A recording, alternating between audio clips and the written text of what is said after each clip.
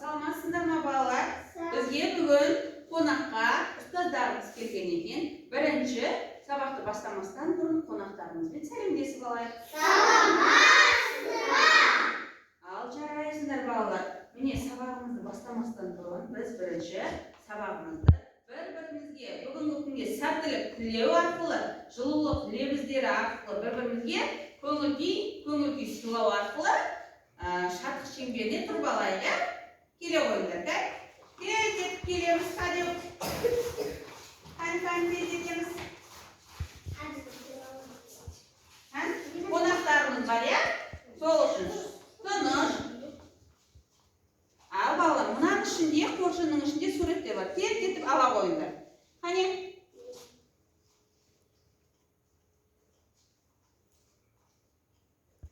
Тездетеміз. Сөйлемейміз, қонақтардан не болады?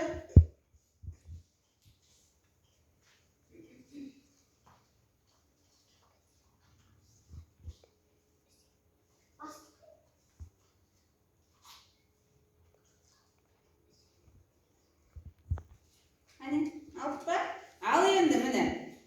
Біздегі қонақтарымыз түсінбей қалмау үшін мен суреттеп көрсетейін. Яғни күннің суреті түссе, бұл жерде жақсы тілек айту, жүрекше түссе құшақтау, смайлик түссе, яғни күлімдеу, бір-біріне қарап. Сосын мынадай амандасу түссе, бір-бірімен амандасады. Ал енді балалар, мен сендерге мынау күн арқылы сендерге бүгінгі күнге сәттілік тілеймін. Ары қарай, астан бастаймыз.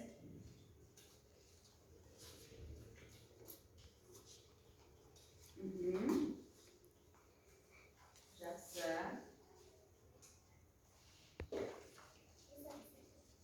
Дауысты қатты шығарып айтамыз тілекті.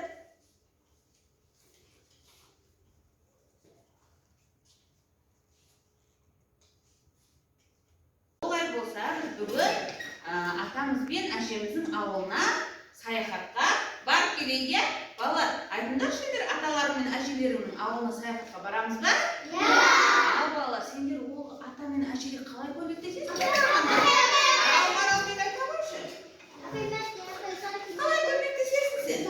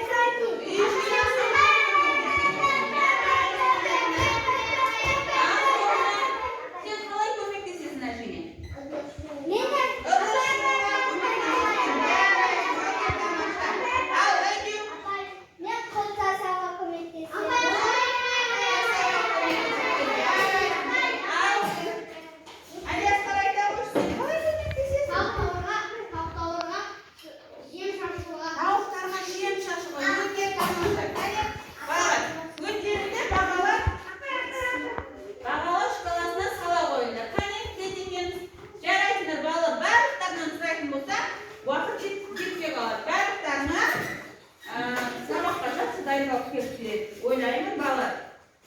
Енді біз сабақты бірінші балалар үй тапсырмасынан бастаймыз, иә? Ол үшін балалар, мен сендерге қазір кубик әдісі арқылы сендерге кубикті тастаймын. Қандай сан түседі, сол санның құрамын не істейсіңдер? Айтамыз. Ал олай болса кеттік, ал сырым. Оның құрамы? Тамаша. Сая. Оның құрамы? Жоқ. Алтыға? Алтыға 4.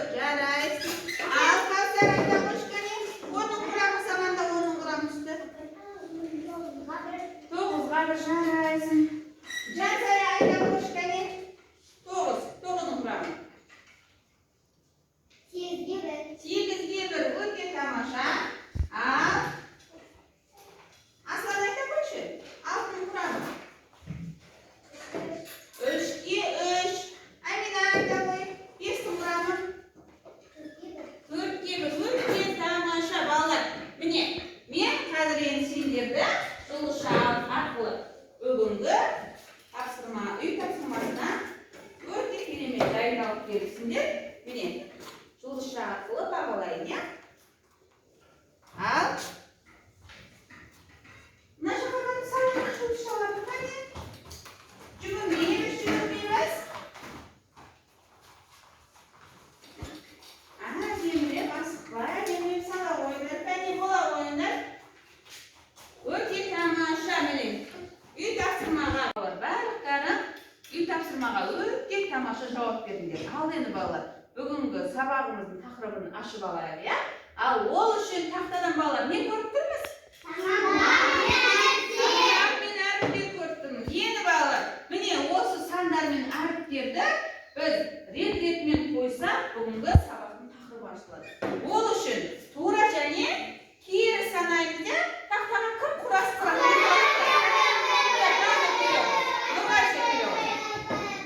Қызыл түстегілерді тура қоямыз, жасыл түсті кері қоямыз. Етіп қойыңдар.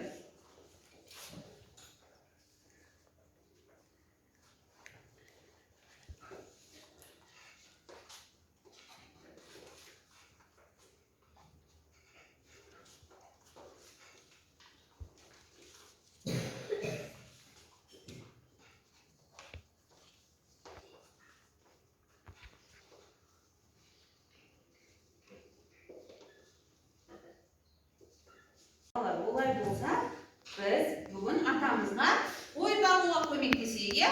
Ол үшін балалар, оқулықтағы бірінші есепті тақтаға шығарсақ, біз атамызға қой қамауға көмектесейік екенбіз. Балалар, кім шығады, қане? Кітабымызды алып шығамыз. Ал қалған балалар, бүгінгі күнді жазып, тақтамен жарысамыз, ya. Көркем, әдемі етіп жазамыз. Қане, бірінші есеп деп жазып қояйық.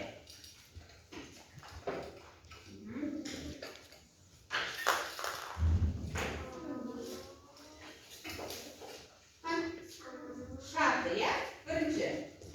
Шартын құрамыз.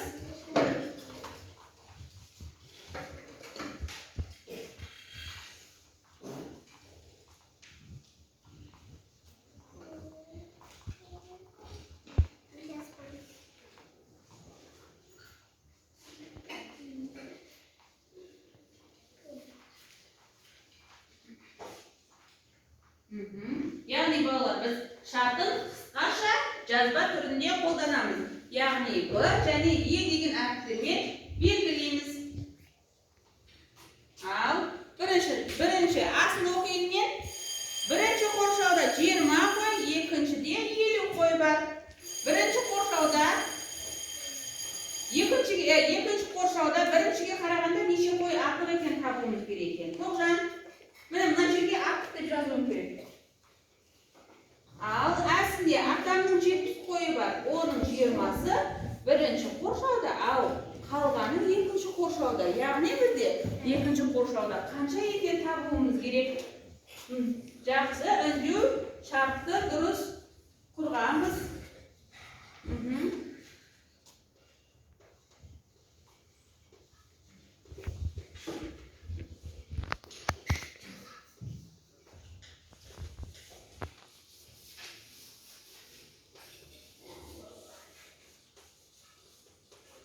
Балалар, әдемілеп, көркем етіп, сызбай жазамыз, ya.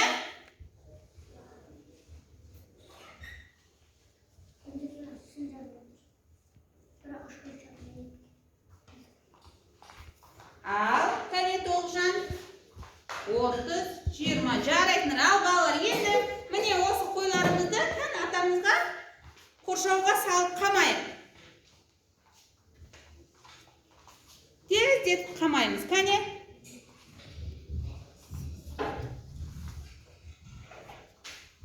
Көмекке кім келеді?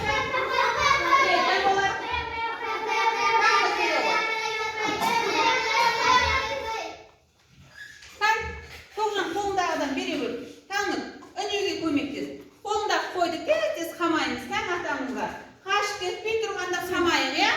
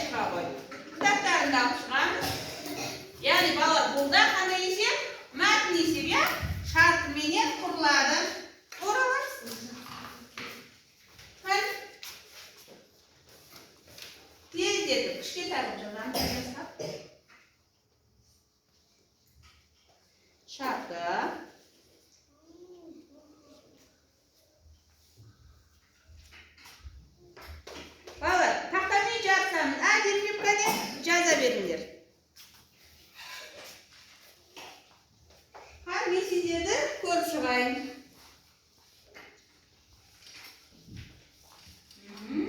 Ой, жарайсың, Аслан. Амина да, міне бастап қойыпты Амина. Тоғжан да. Тоғжан, қане? Жақсы. Балалар, кім тақтадан бұрын шығарса, мен ол оқушыға да жұлдызша беремін, иә? Жақсы, Сая. Марал, не болды ручкаңа? Қане жазамыз?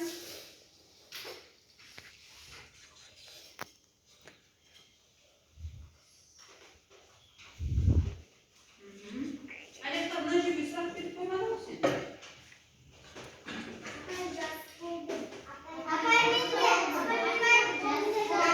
Жарайсыңдар, балалар.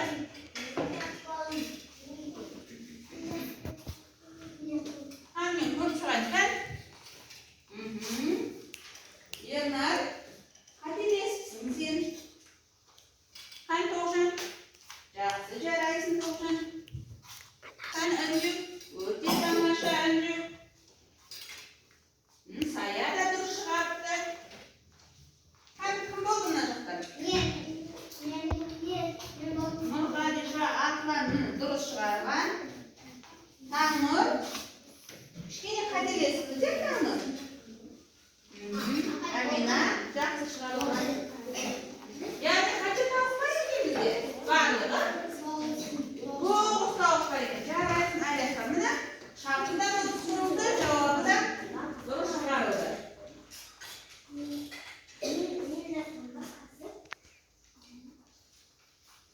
Бола ғой, Жансая. Балалар, тақтаға қараймыз. Жансаяның шығарғаны дұрыс па? Қараңдаршы, қай жерде қателік бар? Дұрыс алды ма бұл? Қолда көріп алғанда қанша қалады? Кім туырлайды? Қане? Кел, Кәусар, кел.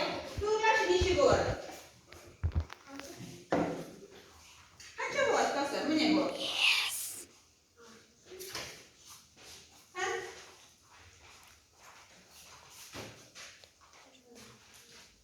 Ал 9-дан 4 атсақ қанша болады, Кәусар? Жарайсың, 5 болады. Яғни бізде көкеміздің ішінде 5 тауығымыз бар. Молодец, жарайсың. Ал бағалай қой көзіңді.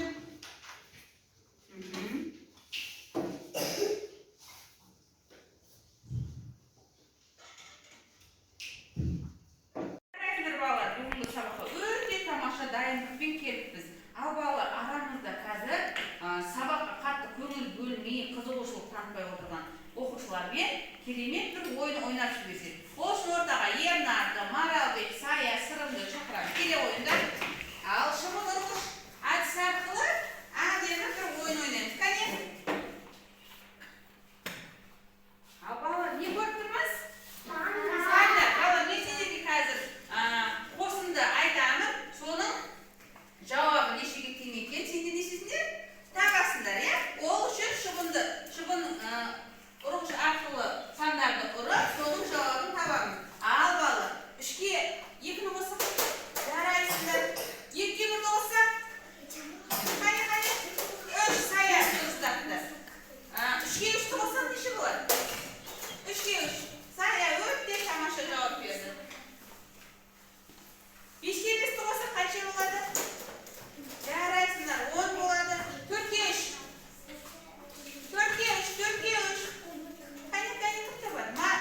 Маралбек, молодец, жақсы. 4-ге 4-ні қосамыз. Өте тамаша жауап. 1-ге 1-ні қоссақ. Жақсы, өшіп. Балалар, олай болса, біз сабағымызды қорытындылап жіберейік. Балалар, біз үйімізге қайту үшін, мысалы, сендер әжелерің үйіне қонаққа барған кезде, үйге қайтып жатқан кезде әжелер сендерге не береді? Жұмыртқа береді. Және май, қорт, өте тамаша. Балалар, біз бүгін жаңа әжемізге көмектесіп